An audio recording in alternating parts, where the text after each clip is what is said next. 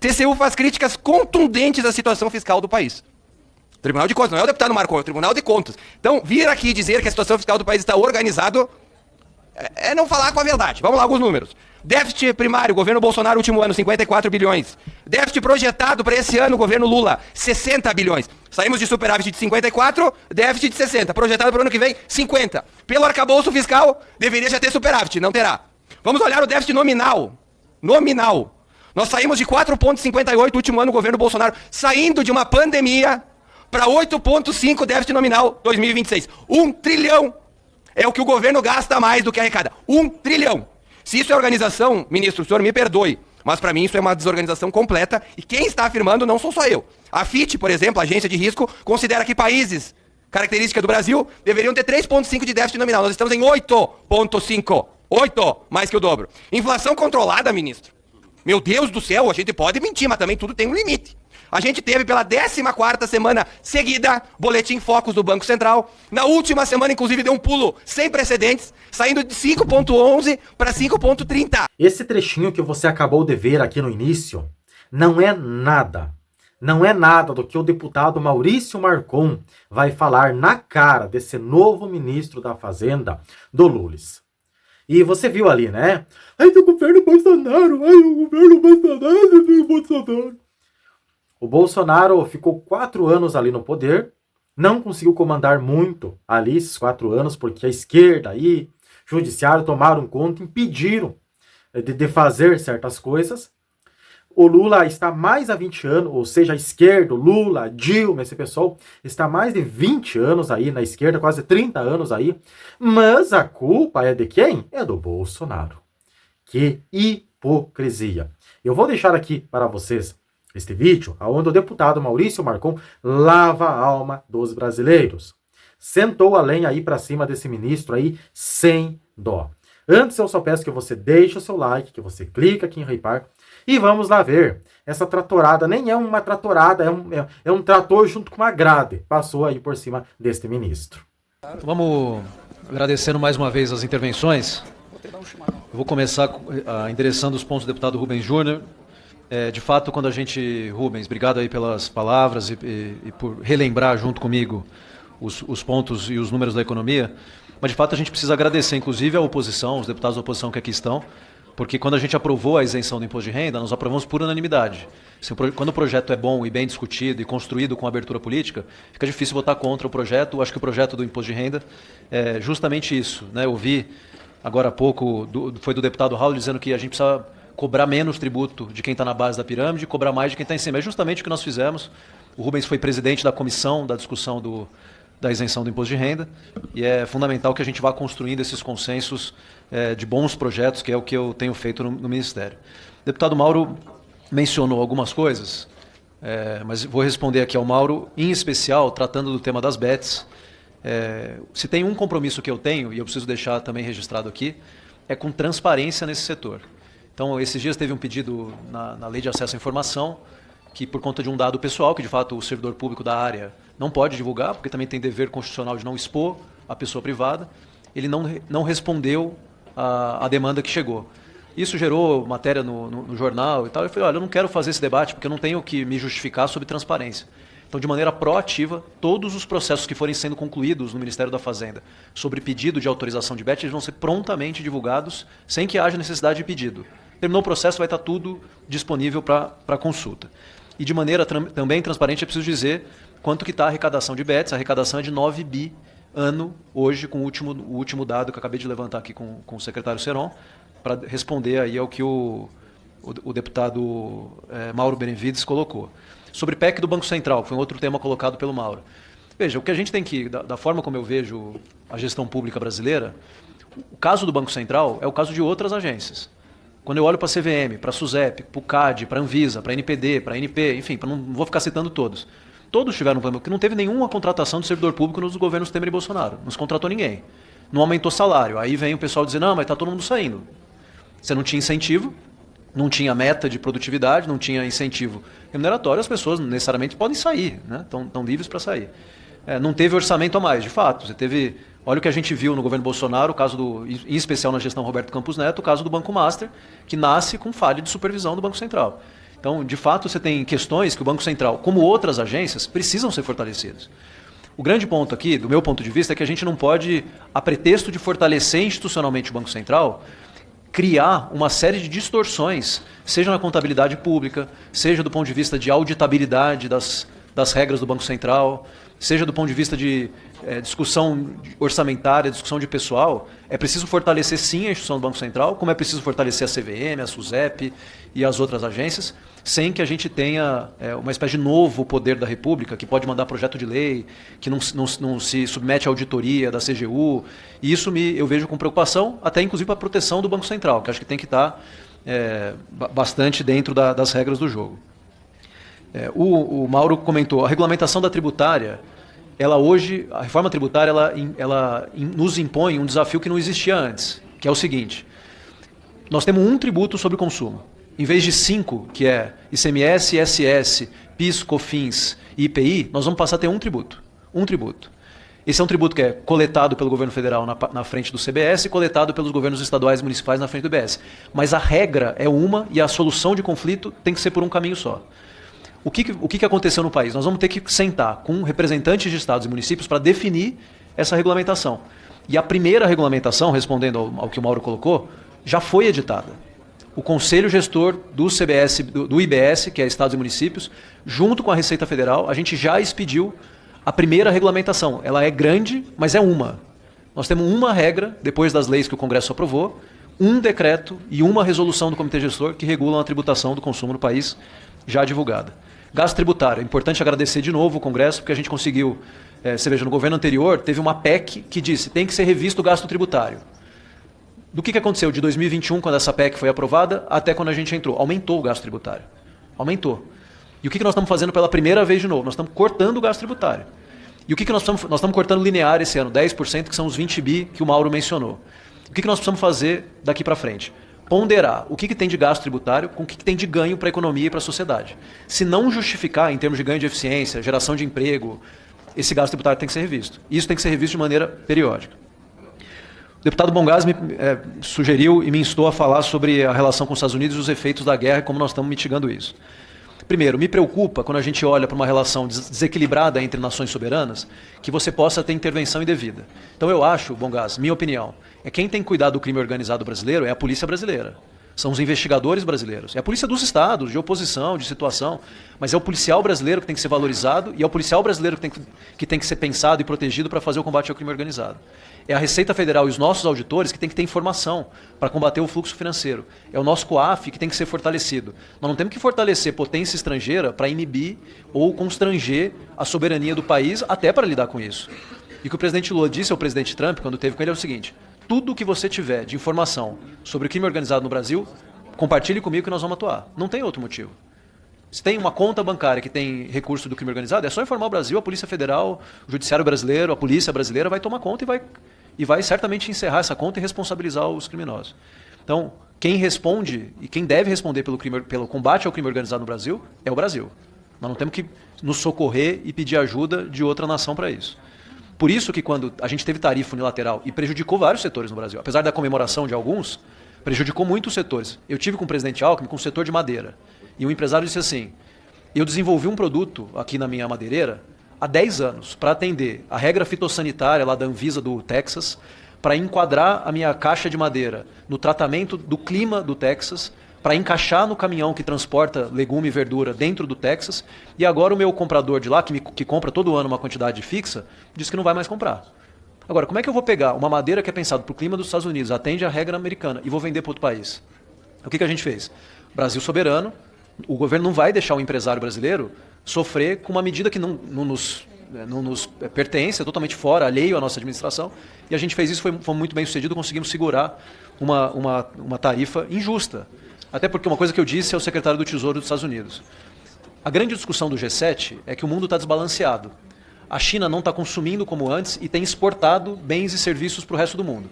O que impacta os Estados Unidos, porque o dólar das famílias americanas vai para a China, enquanto produtos chineses vão para os Estados Unidos. Então eles colocaram a tarifa para impedir isso, dizendo: não, o dinheiro americano está indo para a China.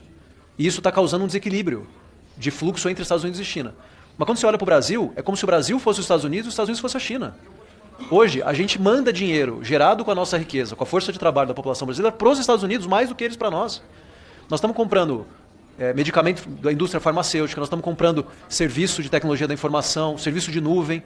O dado do escritório de estatística dos Estados Unidos é de um déficit de 40 bi de dólar da balança comercial. Então não justifica o Brasil ser penalizado como um todo se o nosso dinheiro é que está indo para os Estados Unidos mais do que o contrário. Por isso que, diferente do que foi feito anteriormente, acho que pela qualidade da equipe, em vez de tirar o dinheiro dos estados e gerar um contencioso grande com os estados, porque você vai lá e tira o ICMS do estado. Depois foi o ministro Haddad que pagou 27 bi numa ação que os estados entraram no Supremo, o dinheiro que foi tirado em 22. O que nós fizemos? Chamamos os governadores e disseram, olha, não dá para reclamar de greve no Porto de Santos se a gente não atuar em conjunto para manter abastecimento fixo de combustível de diesel para os nossos caminhoneiros.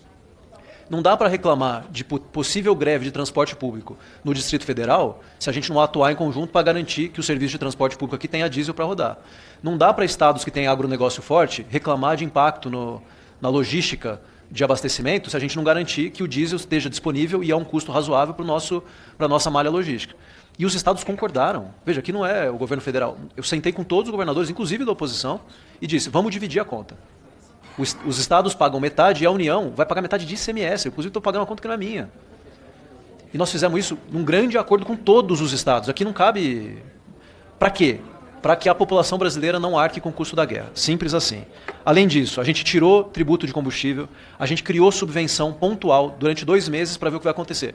Talvez o impacto da guerra diminua agora. Não, vamos tirar a subvenção, tira o imposto de exportação, o preço do combustível desce. Nós passamos por um período com inteligência financeira, inteligência e atenção e presteza, não demoramos para agir. De maneira que a gente também não vai contratar problemas fiscais para o próximo governo vai entrar, não vai ter conta de Estado para pagar, como nós tivemos em 2023. Estamos aumentando a mistura do etanol na gasolina. Quer notícia melhor para o nosso setor do agronegócio do que essa? Aumentar a mistura com garantia de segurança técnica no motor. O motor dos carros, flex, segue atuando, não vai ter problema. E nós vamos ter aumento de biodiesel, do biocombustível no combustível fóssil. E tudo isso mantidas as metas fiscais. Fazendo isso, garantindo a trajetória que a gente se comprometeu. Rapidamente. Deputado Afonso, eu vou repetir em grande medida o que eu falei para o Alceu. Nós estamos de acordo em atender as necessidades de quem precisa no agronegócio. Nós vamos construir uma saída para isso. Eu não abro mão disso. E importante dizer, como eu tenho ouvido do agro, que mudança climática é algo sério e que é uma realidade. Agora, com El Niño no segundo semestre, não dá para dizer, como cada vez menos gente diz, como foi na pandemia, que não existe mudança climática. Porque existe, nós estamos sofrendo com isso, não é ideologia isso aqui. Eu estou olhando para os estados, eu estou vendo o que está acontecendo. O impacto das mudanças climáticas estão aí. E fazer uma menção, Marcon, ao nosso Gilson Bittencourt, que é um quadro valiosíssimo que nós temos, e me comprometer contigo também, Marcon, para tratar o tema do endividamento rural no país. Obrigado, ministro. Neste bloco, que é o último, nós vamos começar ouvindo o Maurício Marcon, pela liderança do PL. Em seguida, deputado Pezente, Heitor Schux, Marcos Polon e Jorge Sola. Deputado Maurício Marcon, pelo tempo de 8 minutos. Presidente Merlon, colegas que nos acompanham. Bom, começar pelo começo aqui. Primeira coisa que eu tenho a dizer é que ao novo ministro da Fazenda, o Dário, que assumiu no lugar de Fernando Haddad, primeira coisa que eu tenho para lhe falar é parabenizar que o senhor responde as perguntas. O antecessor veio aqui certa vez e fugiu das perguntas, talvez por limitação intelectual, talvez por não ter resposta. Algumas respostas do senhor, eu como economista sei que não fazem nenhum sentido, mas o senhor está respondendo já é um grande ponto. Bom, vamos lá. Dizer que o fiscal está organizado. Olha, no meu ponto de vista é quase um deboche à sociedade brasileira. A Veja trouxe essa semana uma indicação do TCU, Tribunal de Contas da União, que disse o seguinte: TCU faz críticas contundentes à situação fiscal do país. Tribunal de Contas, não é o deputado Marcon, é o Tribunal de Contas. Então, vir aqui dizer que a situação fiscal do país está organizado é não falar com a verdade. Vamos lá, alguns números. Déficit primário, governo Bolsonaro, último ano, 54 bilhões. Déficit projetado para esse ano, governo Lula, 60 bilhões. Saímos de superávit de 54, déficit de 60. Projetado para o ano que vem, 50. Pelo arcabouço fiscal, deveria já ter superávit, não terá. Vamos olhar o déficit nominal. Nominal. Nós saímos de 4,58 último ano, governo Bolsonaro, saindo de uma pandemia para 8,5 déficit nominal 2026. 1 trilhão é o que o governo gasta mais do que arrecada. 1 trilhão. Se isso é organização, ministro, o senhor me perdoe, mas para mim isso é uma desorganização completa e quem está afirmando não sou só eu. A FIT, por exemplo, a agência de risco, considera que países característica do Brasil deveriam ter 3,5 de déficit nominal. Nós estamos em 8,5. 8, mais que o dobro. Inflação controlada, ministro. Meu Deus do céu, a gente pode mentir, mas também tudo tem um limite. A gente teve pela 14ª semana seguida boletim Focus do Banco Central. Na última semana, inclusive, deu um pulo sem precedentes, saindo de 5,11 para 5,30 a inflação do país. O teto é 4,5. O teto, não o centro, o teto. Isso é controle, inflação controlada? Não, não é. Segundo o IPEA, a inflação de abril, ela foi quase 4 vezes maior para os mais pobres do que para os mais ricos. A inflação dos alimentos é a maior em quase 20 anos. 20 anos. Pandemia, guerra, teve até a Dilma no meio de tudo isso, que foi o pior dos mundos. Nenhum momento a inflação dos alimentos foi tão devastadora como agora. Então o senhor vir aqui dizer que a inflação está controlada, mostra para o mercado financeiro que o governo não tem compromisso nenhum em controlar com a inflação. Porque se o governo entende que o descontrole que está sendo vivido está tudo ok, quer dizer o seguinte, olha, vai aumentar o descontrole e está tudo certo. Aliás, tem uma piada entre os deputados que diz que deputado que entende economia vai votar no Flávio. Que a bomba que vocês vão deixar é não tem como vencê-la. E o desastre se avizinha. Mas vamos lá, PIB crescendo. Tive que ouvir isso de colegas. Meu Deus do céu. O Banco Central projeta para 2026 crescimento de 1,6%. O último ano de governo Bolsonaro cresceu 3%. 3%, quase o dobro. O Banco Central projetou 1,6%. Não foi o Marcon. O IBCBR, que eu tenho certeza que o ministro já viu hoje, saiu abaixo das expectativas que já eram super baixas. O IBCBR, para quem está nos acompanhando em casa, ele é uma prévia do PIB. Ou seja, dizer que o PIB está crescendo... Mentira. Isso é mentira. Não é verdade. Mas vamos, boas perspectivas. Ouvi o colega Caveira do ministro, temos boas perspectivas. Vamos às boas perspectivas. A taxa do Tesouro nesta manhã voltou a bater recordes. 2032, para rolar a dívida, está se pagando IPCA mais 8,2. Nenhum país sério do mundo paga perto disso. Para quem está de casa entender o desastre que se avizinha, quando a Dilma, no pior momento que destruiu a economia, se pagava 7,7, 7,8 mais de inflação. Hoje, pela manhã, está se pagando inflação mais 8,2. Nem a agiota nos Estados Unidos cobra 15, 16, 17% ao ano, que é o que o governo brasileiro está pagando para quem emprestar para esse governo totalmente irresponsável. Isso são números do mercado financeiro, não são ladainhas, invenções, palavras jogadas ao vento. Isso são números negociados. Se você aí tem ainda dinheiro guardado nesse país e quiser emprestar para o governo, ele está lhe pagando inflação mais 8,2. Um negócio completamente nunca antes visto na história desse país. Mas vamos em frente. IBGE apontou ontem, tá tudo bem no país, tá, colega Caveira, que as vendas do comércio desabaram 1,5%. A previsão, ministro, o senhor sabe como eu, era de queda de 0,7%, ou seja, foi mais que o dobro do que a previsão, que o mercado já vinha como muito ruim. Vendas do comércio, 1,5% de queda. Quer me dizer que isso está tudo bom, a perspectiva está ótima? Ministro, a gente tem que lidar com a realidade. Né? Vim aqui, o senhor tem uma fala muito inteligente, o senhor é muito inteligente, fala muito bem, ao contrário do outro ministro que estudou 3 meses, tenho certeza que o senhor estudou muito mais economia do que 3 meses, né? Até porque, colega Caveira e líder Gilberto, ele não criou nenhum imposto até agora, isso a gente tem que parabenizar, o senhor está de parabéns, salva de palmas, não foi criado nenhum imposto nesses 3 primeiros meses que o senhor está administrando, espero que não crie mais nenhum. Mas para finalizar, a gente tem uma situação no país que é a seguinte, o governo gasta tudo que dá para enganar as pessoas, que elas tenham aquela sensação, não, tá tudo bem, realmente, olha, tô conseguindo financiar meu carro a 2% ao mês, que é uma tragédia, mas né, ela tem aquela sensação. Fizeram o Desenrola 2.0 com o Desenrola 1.0 deu errado, que se tivesse dado certo, não tinha saído de 60% de endividamento para 82% das famílias, né, não tinha, tivesse dado certo, não precisava 2.0. Agora o senhor falou que vai vir mais um Desenrola ainda aí pela frente, que é para usar de implantes. Né? Então é mais um desenrola, as pessoas têm que ficar se desenrolando para ter aquela sensação que elas estão conseguindo viver no país do Lula. Mas eu queria fazer uma pergunta para Vossa Excelência, ministro da Fazenda. Quais medidas o governo pretende tomar para segurar a inflação? Porque vim aqui dizer que não existe inflação, isso não é o que as pessoas estão vendo no mercado. Né? Tem 3, eu que estudei economia como o senhor que sabe. Vai aumentar mais os juros para segurar a economia? É isso que vai fazer? Já está no limite, ninguém aguenta mais. Vai cortar gastos? Vai cortar da onde? BPC, Bolsa Família, viagens da Janja, né, cartão corporativo, vai cortar da onde? Ou vai voltar a aumentar impostos? Alguma dessas medidas o governo vai ter que tomar, porque senão Nós estamos como um carro, vendo um poste na frente e nós estamos acelerando para quebrar nossa cara. Quebrar nossa cara, ministro, o senhor sabe, é quebrar a economia e deixar o povo mais miserável. Então, parabéns pelas respostas que o senhor deu. Mesmo no meu ponto de vista, muitas não fazendo nenhum sentido, mas o senhor teve a coragem que o outro ministro não teve de responder para os parlamentares. Obrigado. Que pessoalzinho, né? Que pessoalzinho. Veio ali, o sei o que do Banco Central, porque do governo Bolsonaro. Esquece o Bolsonaro, cara. Esquerda, pessoal, esquece o Bolsonaro. Ou seja, está toda hora ali, seja um ministro, seja um deputado ali desse... Aqui, você tem um problema, tem um rolo ali, o Bolsonaro, não sei o que, esqueçam o Bolsonaro, pessoal. Esqueçam, gente. Que pessoal ridículo, que ridículo que é esta esquerda, né? Mas veio ali o deputado Maurício Marcon e até, ou seja, fala ali na cara dele, né? Olha, mentir tudo bem, mas mentir deste jeito aí, dizer que está tudo controlado, dizer que está tudo bom, dizer que está tudo tranquilo. Por favor, né? Tudo bem que é ano de eleição, tem que sempre mentir, ou seja, se a esquerda não mentir, eles não ganham votos, né? E é impressionante que tem idiota que acredita nesses mentirosos, nesse pessoal dessa esquerda aí.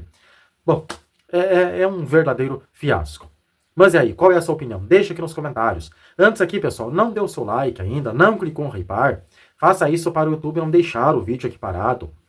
Daí, sendo assim, então o YouTube divulga aqui o vídeo para mais e mais pessoas, para levar esse tipo de vídeo aqui para as pessoas e ver a realidade aí dessa maldita, dessa desgraça, dessa extrema esquerda. Que nós temos que tirar aí, ou seja, tirar do poder aí essa extrema esquerda, né?